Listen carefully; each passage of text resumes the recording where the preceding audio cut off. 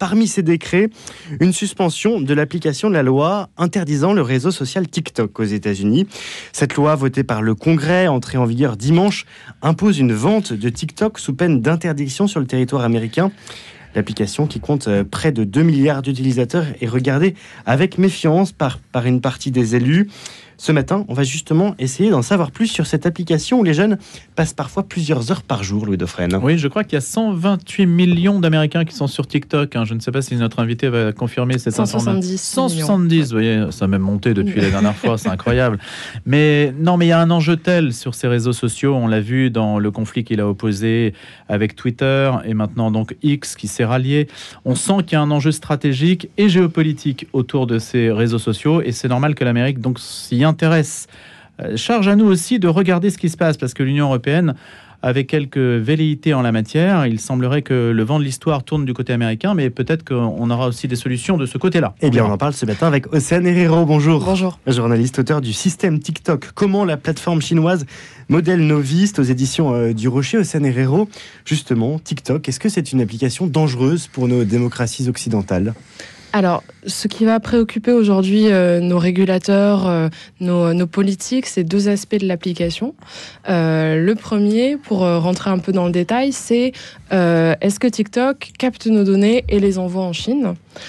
Et le deuxième, c'est est-ce que TikTok, en tant que plateforme sur laquelle les utilisateurs passent en moyenne plus de 1h30 par jour, peut modeler le débat public avec donc un algorithme de recommandation, c'est-à-dire toute la partie logicielle qui va nous proposer les vidéos qu'on regarde, peut avoir un impact sur le débat politique notamment. Peut-être qu'il faut rappeler pour une partie de nos auditeurs qui n'utilisent pas forcément TikTok au quotidien, ce qu'est cette application Océane Herrero. Alors TikTok, c'est une application qui est sur les téléphones du monde depuis 2017 et qui consiste en un fil vidéo sans fin qui a pour particularité de s'affiner au fur et à mesure des intérêts qu'elle va détecter de l'utilisateur, comme beaucoup de réseaux sociaux qui ont pour objectif de nous proposer des choses qui nous plaisent, mais chez TikTok, il y a un degré de finesse qui a rendu l'application extrêmement populaire auprès des jeunes notamment et extrêmement dynamique étant donné qu'il y a beaucoup de création de vidéos de la part d'utilisateurs.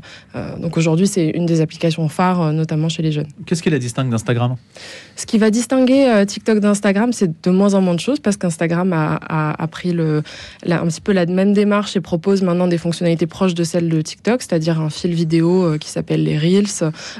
Mais fondamentalement, à l'origine, ce qui distinguait les deux applications, c'est que là où Instagram avait pour tendance de favoriser des contenus faits par nos proches, les personnes qu'on suit, sur TikTok, c'est pas du tout la même logique et vous allez avoir une curation de vidéos du monde entier. Pas forcément des personnes que vous suivez, pas forcément des gens que vous connaissez. Vous pouvez passer 2 heures sur TikTok et voir seulement des visages inconnus et c'est pas un souci pour cette application. Et on l'entend Océane Herrero dans vos propos, c'est l'algorithme de TikTok qui fait sa spécificité.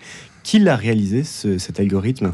Alors TikTok, c'est en fait une copie ou en tout cas une reprise à l'international d'une application qui est proposée en Chine qui s'appelle Douyin, qui dépend d'une entreprise qui est toujours la maison mère de TikTok et de Douyin, qui s'appelle ByteDance, donc une entreprise chinoise.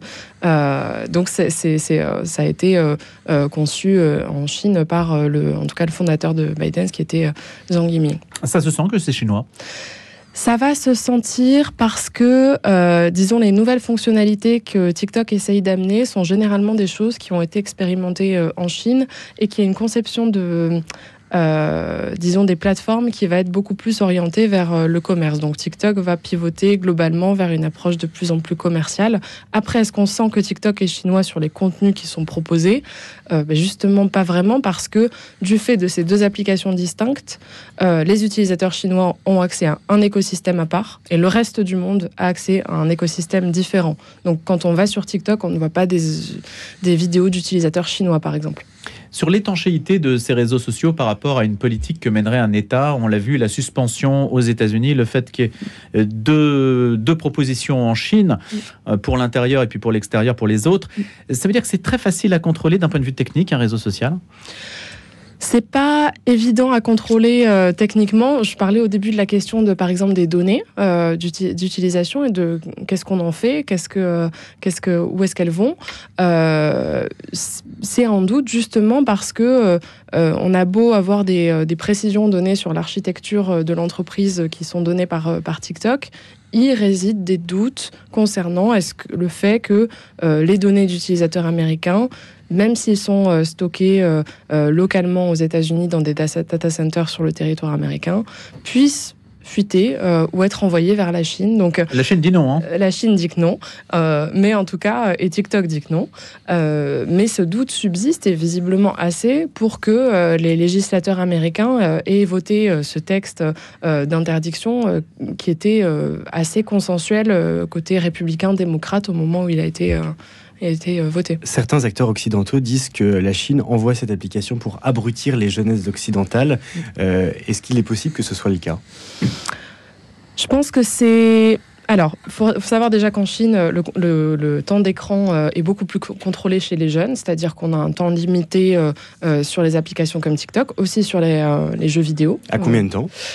Sur TikTok, il me semble que c'est 1 heure aujourd'hui. C'est-à-dire que le pays, la Chine, a décidé de limiter à 1 heure TikTok, alors même que nous, les jeunes en France, passent plus de temps. Ouais, et y a aussi c'est-à-dire qu'au bout d'1 heure, ça s'arrête. Et il y a aussi des limitations concernant l'usage au moment de la journée, c'est-à-dire qu'on ne peut pas jouer aux jeux vidéo, ouvrir TikTok la nuit quand on a moins de 14 ans, par exemple. Donc c'est des mesures qui vont être un peu plus invasives, quelque part aussi. Aujourd'hui, en Europe, en France notamment, on a plus tendance à s'en remettre au choix des parents, avec toutes les notions de contrôle parental. C'est à eux de décider combien de temps... On sait ce que ça vaut. On sait ce que ça vaut et ça peut être assez souvent dépassé, voire l'objet de chantage de la part des enfants ou de tentatives de négociation. Donc ça peut aussi être plus limité de ce côté-là. Mais en tout cas, TikTok, comme beaucoup d'autres réseaux sociaux, se fonde sur de la vidéo courte et assez addictif pour les utilisateurs. C'est difficile de s'en décoller. Et un certain nombre d'utilisateurs avec qui j'avais parlé m'avaient dit, par exemple, supprimer TikTok de leur téléphone dans les périodes de révision parce que c'est une distraction trop importante. Donc c'est sûr que ça occupe une place importante aujourd'hui dans l'espace mental et dans les habitudes, quoi. J'ai l'impression que l'algorithme est quand même un peu plus primaire que pour d'autres, c'est-à-dire vous consultez une page, je sais pas moi, de cuisine. Pendant très longtemps, il va vous suggérer des vidéos de cuisine. Ça... Et pour s'en défaire, c'est pas facile. Ça vous colle comme un sparadrap. Certaines choses peuvent coller, ouais, c'est assez...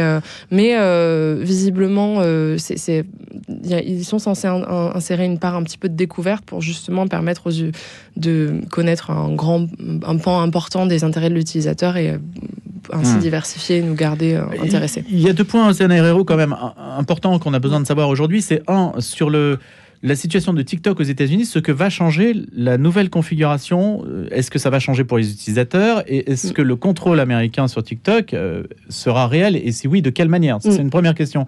La seconde, c'est quel type de régulation peut-on envisager chez nous ? Peut-être pour revenir un petit peu sur la chronologie de ces derniers jours, Allez-y. parce qu'on a dit beaucoup de choses, interdit, pas interdit. Donc la loi qui était censée donc soit forcer la vente de TikTok à une entreprise américaine, soit forcer les magasins d'applications, les App Store comme on les appelle, à ne plus proposer TikTok, est entrée en vigueur dimanche. Donc TikTok a décidé de manière préventive et un petit peu dramatique de couper totalement l'application et de dire en raison d'une loi on ne peut plus proposer TikTok. Mais le soir même, l'application a été rétablie parce que Donald Trump a indiqué qu'il allait passer un décret visant à prolonger la période de négociation en vue d'une revente. Ce décret a été signé au cours des heures passées. Et donc aujourd'hui, TikTok a devant lui 75 jours pour réentamer les négociations. Donald Trump ayant dit que sa proposition était de faire une espèce d'union à 50-50 avec joint venture. Voilà, une joint venture c'est son intérêt. Avec des capitaux américains et de manière à ce que les États-Unis aient un contrôle sur au moins partiel sur l'application, ce qui est assez audacieux. Demandera sans doute l'accord de TikTok, demandera l'accord de la Chine. Il faut l'accord de la Chine ? La Chine est extrêmement Mais c'est une application publique ou privée ? elle est privée, mais tout ce que fait TikTok, et même s'ils sont... c'est trop sensible. C'est extrêmement sensible. Pékin a pris la parole sur TikTok à plusieurs reprises, et lorsque Xi Jinping et Donald Trump se sont appelés vendredi, TikTok a été l'un des premiers sujets du communiqué de sortie de l'échange. Mais on va plutôt vers une logique d'apaisement ou de surenchère entre la Chine et les États-Unis sur TikTok si jamais ces 75 jours ne débouchent pas sur un accord qui convient aux deux parties? C'est assez flou pour l'instant, étant donné qu'on sait que Donald Trump a eu des propos souvent assez agressifs à l'égard de la Chine. La communication qu'il a eue avec Xi Jinping vendredi donnait l'impression d'une tentative d'apaisement ou en tout cas de négociation.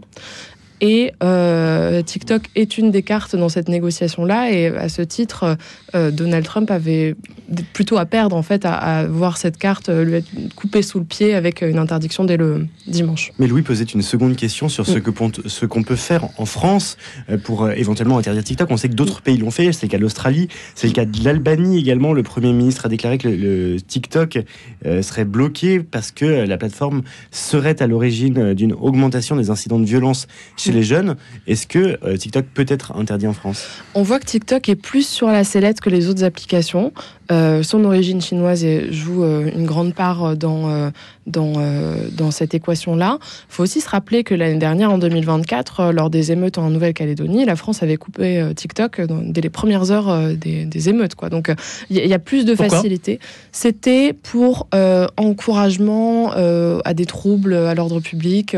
La décision, elle a été contestée devant le Conseil d'État. Le Conseil d'État l'a confirmé sur la base de captures d'écran que l'État a fourni en justificatif et sur lesquels on voyait donc des vidéos, par exemple, de bâtiments brûlés, etc.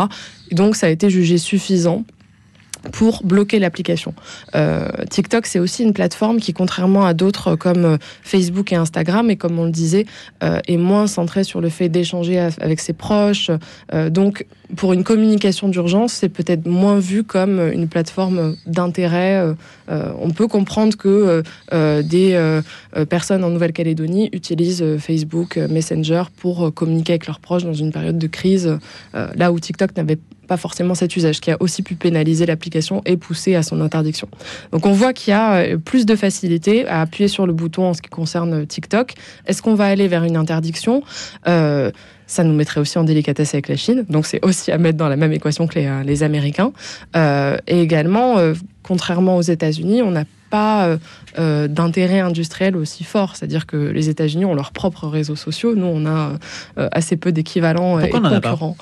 Ça a été un gros débat justement sur la capacité d'innovation de la France, de l'Europe, à faire émerger ses propres géants. On voit que ça se pose de manière de plus en plus forte, quoi, au niveau européen. Et la politique d'innovation est quelque chose sur lequel on entend davantage maintenant nos décideurs à Bruxelles, mais en effet, on a raté un virage au moment des réseaux sociaux. On l'a raté parce que les Américains ne veulent pas voir émerger d'autres concurrents, on peut l'imaginer, parce que si la politique d'innovation, ça consiste à faire ce que font les Américains, mais 20 ans plus tard, c'est une innovation un petit peu inutile. Ouais, on peut se dire ça aussi si on remonte un peu sur les traces et l'origine de TikTok, on se rend compte que TikTok est extrêmement l'ancêtre de TikTok est extrêmement proche, en gros, d'une première application qui avait été créée par des Français qui s'appelait Mindy et qui déjà s'était approprié l'écran du tout nouvel iPhone, donc cet écran vertical qu'aujourd'hui on a tous, quoi, pour faire de la vidéo en plein écran, etc. Ils avaient été confrontés à plusieurs problèmes qui étaient un problème de capitaux, pas assez d'argent à lever, et de frilosité sur le marché européen des utilisateurs à se lancer sur une nouvelle application, là où quand ils sont allés aux États-Unis chercher des capitaux, chercher des utilisateurs, ils ont eu plus de facilité à... Qu'est-ce que c'est devenu ? Bon, l'affaire a périclité en ce qui concerne Mindy, mais ça a en tout cas inspiré une autre application qui s'appelle Musical.ly, qui ensuite a été rachetée par ByteDance en Chine, de manière à devenir la branche mondiale de ce qu'on appelle aujourd'hui TikTok. Comment TikTok a émergé à ce point en France ? Il y a quelques années, on n'entendait pas parler. On a l'impression qu'au moment du Covid, il y a eu une apparition de TikTok. Il y a deux choses qui ont beaucoup poussé TikTok. Il y avait ce confinement. Les gens s'ennuyaient, donc ils avaient le temps. Exactement. On avait le temps de chercher un nouvel espace d'expression, etc. Mais il y a aussi le fait que TikTok a dépensé des sommes folles en budget marketing et publicitaire. C'est-à-dire que TikTok a vraiment poussé les feux sur la publicité sur justement ses concurrents. Donc on avait des publicités pour TikTok sur YouTube, sur Instagram. Ils ont arrosé d'argent publicitaire, de budget publicitaire ces plateformes-là, ce qui leur a permis de siphonner aussi une partie des utilisateurs et du temps d'attention passé sur ces... Quel message, Océane Herrero, vous pouvez avoir pour les parents qui nous écoutent? Est-ce qu'il faut se méfier? Est-ce que si on apprend que sa fille, son fils passe 2 heures par jour sur TikTok, faut-il s'en inquiéter? 2 heures, faut commencer à s'en inquiéter, oui. C'est quelque chose qui doit toujours, je pense, être arbitré par les parents eux-mêmes. Mais en effet, passer plus de 2 heures sur une application au détriment d'autres activités qui pouvaient plaire à l'enfant auparavant, être dehors, travailler évidemment, peut être quelque chose qui attire l'attention. Et... Y a-t-il des risques pour la santé mentale des jeunes? C'est tout le débat aujourd'hui. On sent que tout le débat de la régulation est en train de se déporter sur la question de la protection des jeunes. Il y a justement des députés aujourd'hui qui veulent créer une commission d'enquête sur l'impact psychologique de TikTok chez les jeunes, en s'inspirant notamment du travail d'une avocate et d'un collectif de parents qui, suite au suicide de 2 jeunes filles, ont décidé d'attaquer TikTok pour demander des éléments de réponse et de preuves sur l'impact que l'algorithme va avoir sur les jeunes. Et vous en pensez quoi ? Je pense que c'est intéressant d'avoir justement ces éléments concrets-là, parce que les applications ont tendance parfois à savoir des choses sur l'impact qu'elles ont, mais à ne pas les diffuser. On l'avait vu il y a quelques années lorsqu'une lanceuse d'alerte chez Facebook, donc, qui ensuite est devenue Meta, mais qui donc porte Facebook et Instagram, et qui avait révélé une étude interne qui montrait que Instagram avait un impact très négatif sur la psychologie des jeunes filles. Le système TikTok. Merci Océane Herrero. Merci.